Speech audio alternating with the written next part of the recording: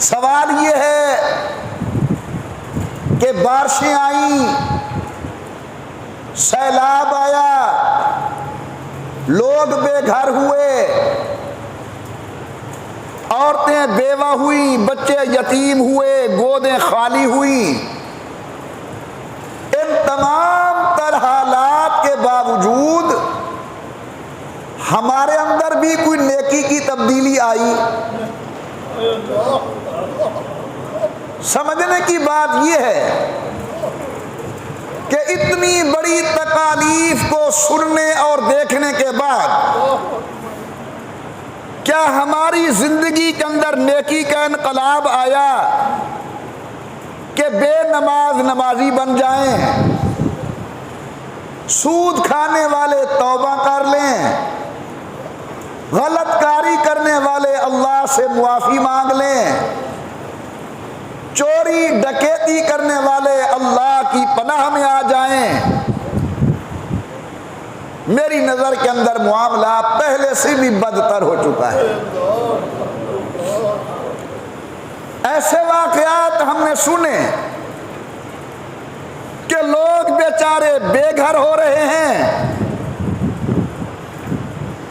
और सही आबादी के लोग जाकर उनके जानवरों की चोरी कर रहे हैं। बाद ख़वातीन के कानों से बालियां उतार ली गई।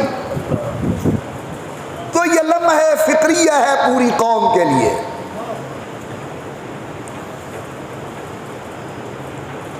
बहुत अरसा पहले हमारे मुल्क के अंदर सब्जियों में, अनाज के अंदर, घास के अंदर एक वायरस आया था। लोगों ने बड़ी स्प्रे, दवाइयां, सब कुछ इस्तेमाल की।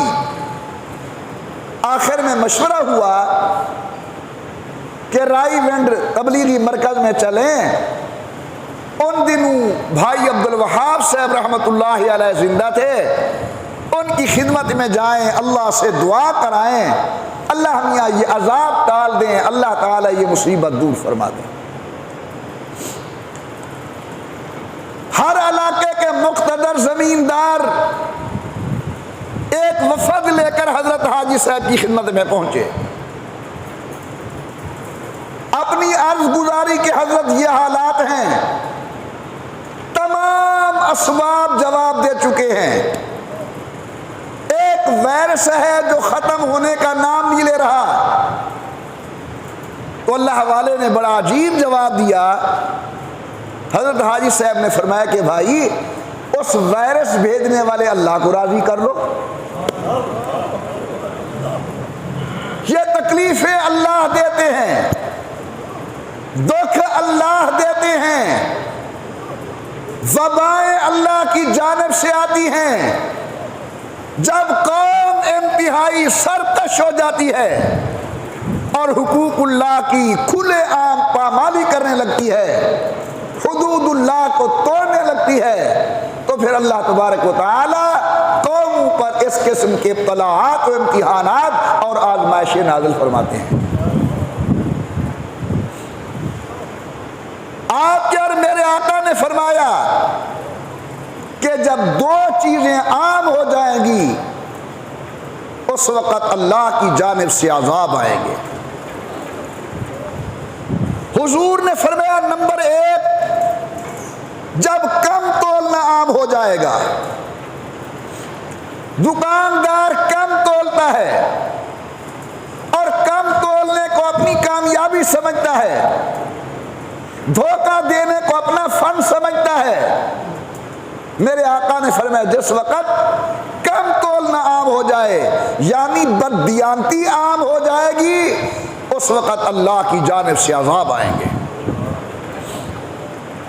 और दूसरा मेरे आका का इरशाद, वो मुख्तलिफ अहादीस उनमें से एक मैं अर्ज कर रहा हूँ, हुजूर ने मौके की मुनासबत से जो ज़रूरत होता था कभी कुछ इरशाद फरमा दिया, जिन लोगों को जो ज़रूरत होता था उनके सामने वो इरशाद फरमा दिया। और मेरे आका ने फरमाया जिस वक़्त दुनिया के अंदर अल्लाह की ज़मीन पर ज़िनाकारी आम हो जाएगी उस वक़्त भी अल्लाह की जानिब से अज़ाब आएंगे। आप मेरे भाई हैं, मैं आपका खादिम हूं, जरा ठंडे दिल से आज हम अपने गरेबान में झांकें। कौन है शरीफ आदमी? वही शरीफ है जिसका हाथ नहीं पहुंचता। आज वही शरीफ है जो गुनाह कर नहीं सकता। दूसरे की इज्जत उसी से महफूज है, बची हुई है जिसको गुनाह करने की कुदरत नहीं है। वरना मेरे सामने ऐसा कोई साथी नहीं जिसे गुनाह पर कुदरत हो और फिर सालिहीन की तर्ज पर वो मुंह फेर के एक तरफ हो जाए और कौल माअज़ल्लाह कहे मैं अल्लाह की पनाह के अंदर हूं। शाद नादिर, जमीन तो खाली नहीं है लेकिन हमें नजर नहीं आते ऐसे आदमी। और नंबर 2, बददियानती।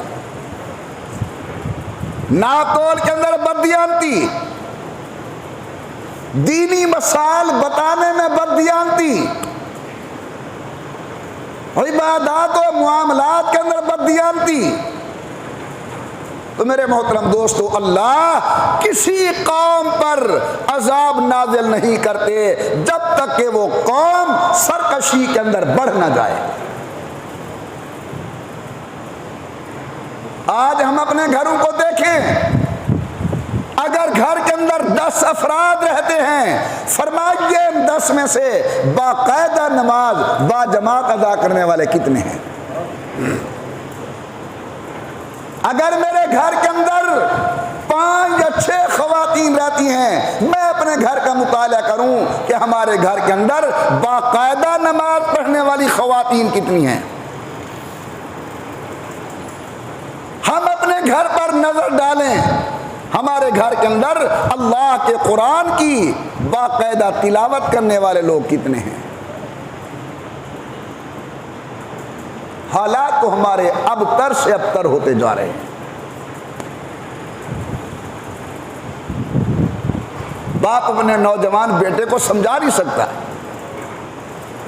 मां अपनी नौजवान बच्ची को समझा नहीं सकती।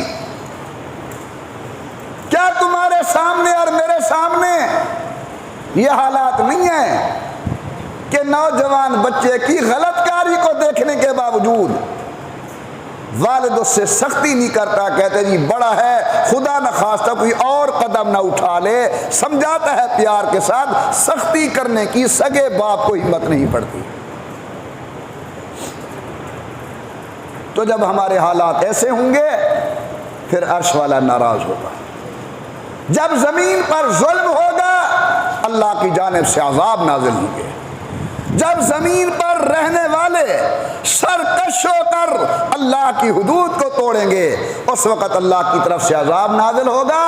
इन अजाबों से बचने के लिए उम्मत को इज्तिमाई तौबा करने की ज़रूरत है।